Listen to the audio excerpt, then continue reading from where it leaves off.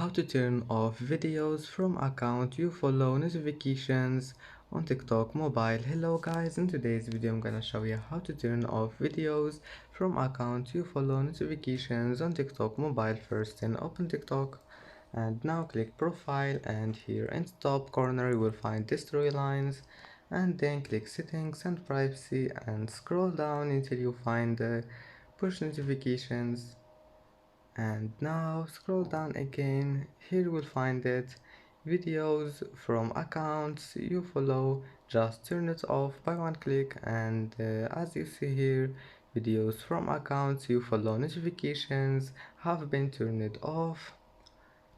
And that's it for today's video. If you like this video, don't forget like and subscribe, and thank you for watching this video until the end, and see you in the next video.